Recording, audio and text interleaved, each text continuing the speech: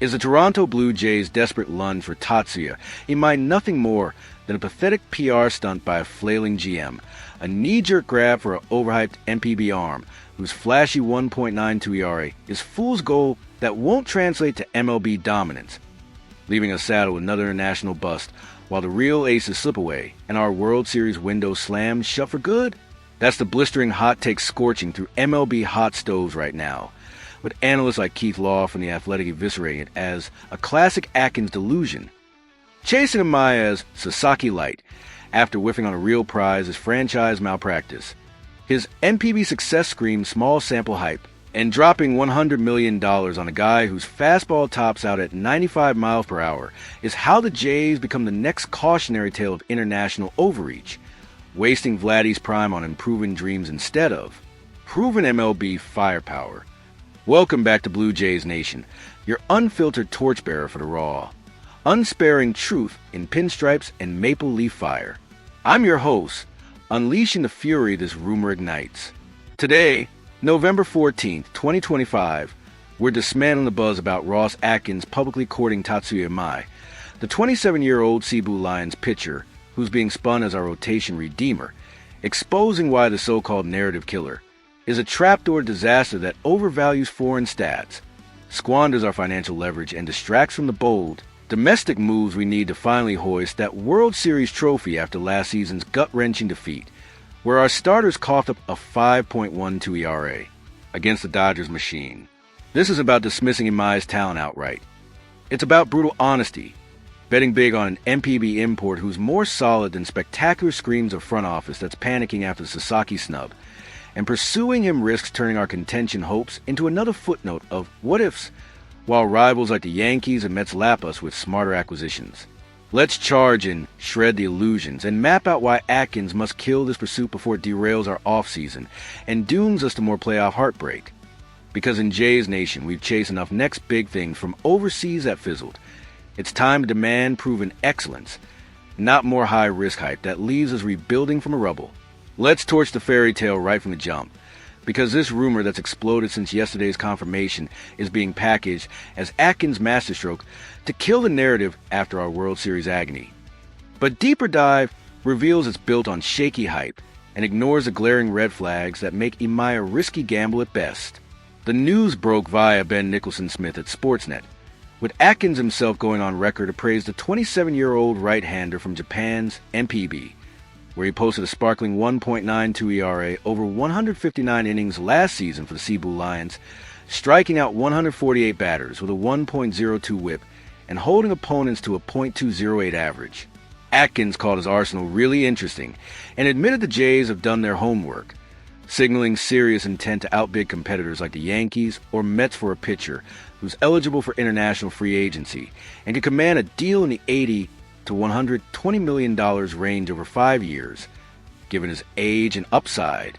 The spin is that Imai's four-pitch mix, led by a mid-90s fastball, sharp slider, splitter, and curve, which slot perfectly into our rotation behind Jose Berrios, 3.38 ERA last year, and Kevin Gausman, 3.83 ERA, but limited to 28 starts due to shoulder woes, providing the depth to erase the pain of losing Roki Sasaki to the Dodgers last offseason and proving Toronto is a destination for elite talent.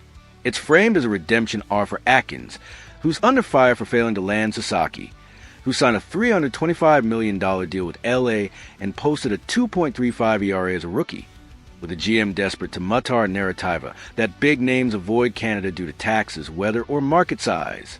Tying it to Bo Bichette's looming free agency, the plan is to re-sign our shortstop, who hit .298 with 25 homers last year despite injuries, and pair him with Imai to solidify our core, signaling an all-in push after we fell 1 run short in Game 7 of the World Series, where our pitching allowed 4.8 runs per game, and our offense couldn't overcome late-inning collapses.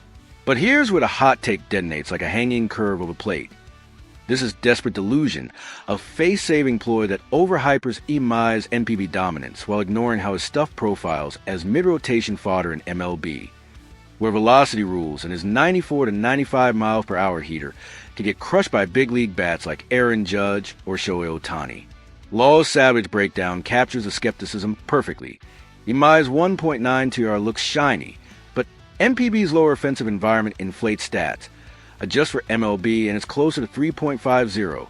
Atkins chasing him after Sasaki's snub is like settling for a knockoff Rolex, wasting millions on a guy whose splitter might not bite against elite hitters. All while our farm arms like Ricky Tiedemann. 3.12 ERA in AAA, rot on the vine. And he's dead right.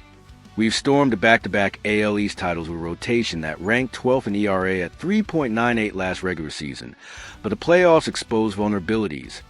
Gausman's velocity dipped to 93 miles per hour in October, and we lacked a true number 3 starter, allowing the Dodgers to bat .278 against us. Imai's track record is impressive in Japan. Career 3.12 ERA over 7 seasons. But transitions aren't guaranteed. Think UCI Kikuchi, who signed with us for $36 million in 2022 and posted a 4.89 ERA before we traded him, or even Hideki Irabu's infamous Yankees flop in the 90s. Atkins' transparency feels like overcompensation, a PR move to counter the Sasaki narrative, but it reeks of settling for second best when proven MLB aces like Corbin Burns, free agent with a 2.92 ERA last year, or trades for Dylan Cease 3, 10 ERA with the Padres, could truly transform us without the adaptation risks. Building on that foundation, the first pillar why this Imai pursuit is a colossal blunder is that his impressive arsenal is a mirage when stacked against MLB standards, a collection of solid but unspectacular pitches that thrive in MPB's pitcher-friendly parks, but could unravel against the power-hitting gauntlet of the AL East, highlighting how Atkins is gambling on projection over production in a window where we can't afford experiments.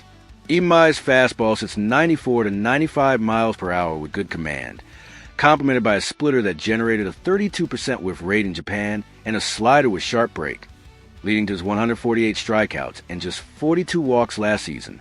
Sounds ace-like, right? Wrong. Scouting reports from Baseball America peg his stuff as above average but not elite, with velocity that ranks in the 60th percentile for MLB starters, meaning he'd be exposed by lineups like the Yankees, who led the league with 237 homers last year, or Orioles, 232 HR.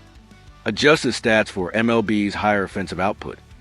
MPB teams averaged 3.8 runs per game last year versus MLB's 4.4, and his ERA balloons to around 3.20 to 3.50.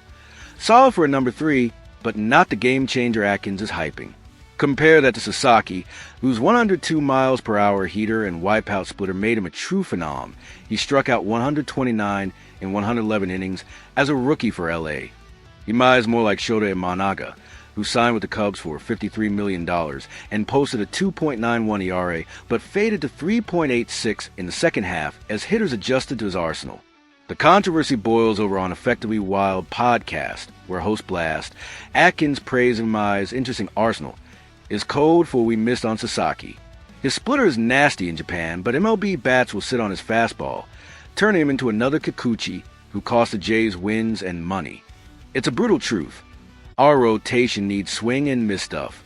We ranked 20th in starter strikeouts at 8.4 per 9 last year, and Imai's 23.4% K rate. In MPB translates to about 20% in MLB per StatCast equivalents, not enough to dominate in high-leverage spots like the playoffs, where our starters fan just 7.2 per 9 against the Dodgers. Instead of this gamble, target proven commodities like Burns, who's thrown 200-plus innings 3 straight years with a 29% K rate, or trade for Sandy Alcantara post-injury recovery. Players with MLB track records that don't carry the will it translate, baggage.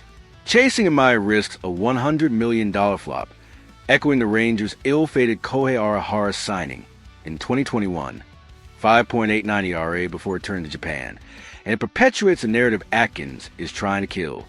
Toronto as a landing spot for second-tier internationals who underperform. Shifting gears to the second argument, Atkins' obsession with killing the narrative after the Sasaki miss is a self-serving distraction that exposes his front office's recruiting failures, prioritizing optics over substance in a market where top talents like Ohtani and now Sasaki have spurned us for warmer climates and bigger spotlights, leaving Imai as a consolation prize that won't actually elevate our status or attract future stars. Atkins' comments reek of damage control, admitting we've done the work on Imai while subtly shading the industry, feels like a veiled plea for validation after Sasaki chose the Dodgers' glamour over Toronto's taxes, up to 53% marginal rate versus California's 13.3% and cold winters. Losing Sasaki was a gut punch. He was a prize of last offseason, a 23-year-old phenom with triple-digit heat, and his snub reinforced the nobody wants Toronto trope that's haunted us since failing to land Ohtani in 2023, who signed with LA for $700 million deferred. But pivoting to Imai, who's older and less heralded, he wasn't even posted until now, unlike Sasaki's early hype. Scream settling. His 1.92 ERA is eye-popping, but it's from a league where average ERA is 3.20 versus MLB's 4.06, and his career highs don't match Sasaki's untapped ceiling. The hot take exploding on Twitter from insiders like John Heyman is that Atkins is using Imai to save face. It's PR spin to mask recruiting woes. Toronto's not elite until they land a true star, and overpaying for a mid-rotation guy won't change that, especially when Mets or Yankees can offer better weather and media. It's spot on. Our international recruiting has been spotty. We signed Yariel Rodriguez for $32 million last year, and he posted a 4.11 ERA as a swingman, serviceable but not transformative.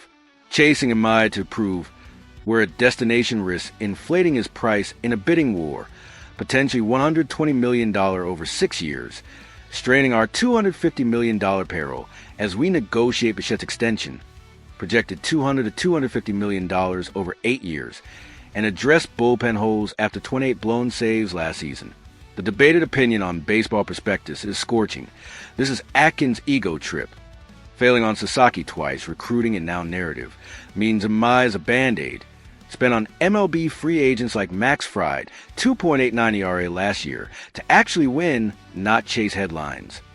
It's a damning critique. Succeeding with Imai might quiet doubters short term, but flop reinforces a narrative, scaring off future talents and leaving us cap-strapped without the ace we need. Wrapping up the case against this folly, the third key argument is that linking Imai to Bichette's re-signing in our all-in strategy is a flawed vision that overemphasizes one arm while ignoring the holistic rebuild our rotation demands, potentially unbalancing our roster with an improving import when domestic depth and proven innings eaters are the real keys to erasing our World Series demons. The article ties Imai to retaining Bichette, painting it as a power move to solidify our core, but that's wishful thinking. Bichette's a free agent after 2026. Wait, no. His deal runs through 2025, but extension talks are heating up, and luring him back requires more than hype. It needs a winning blueprint. Imai's durability is solid, 159 innings last year, but MPB schedules are lighter, 143 games versus MLB's 162, and his 27-year-old frame hasn't faced a grind across time zone travel or AL East sluggers. Our rotation logged just 892 innings from starters last year, 22nd in MLB, plagued by injuries to Gausman and Manoah, who returned with 4.56 ERA post-Tommy John, and adding Imai as a number 2 assumes seamless transition, ignoring busts like Kodai Senga, who missed half of 2024 with injuries after strong Mets debut. The controversy erupts on MLB Now, where Brian Kenny blasts, Atkins' plan is half-baked. Imai's 1.92 ERA is MPB magic, but MLB hitters will exploit his command-dependent style. Pair him with Bichette's extension, and you're overcommitting to improve upside while ignoring relievers like Josh Hader for our leaky bullpen for .22 ERA last year. Compare to successful imports like Yoshinobu Yamamoto, 3.00 ERA for Dodgers, who had elite velocity. Imai is more mid-tier, like Shintaro Fujinami's athletics disaster, 7.18 ERA in 2023. The hottest takes on Reddit are unanimous. This is Atkins gaslighting fans. Imai is no Sasaki, and chasing him diverts from trading for Logan Gilbert or signing Blake Snell. It's PR over pitching. It's a brutal truth. Our World Series loss stemmed from rotation fatigue. Starters averaged 5.1 innings per.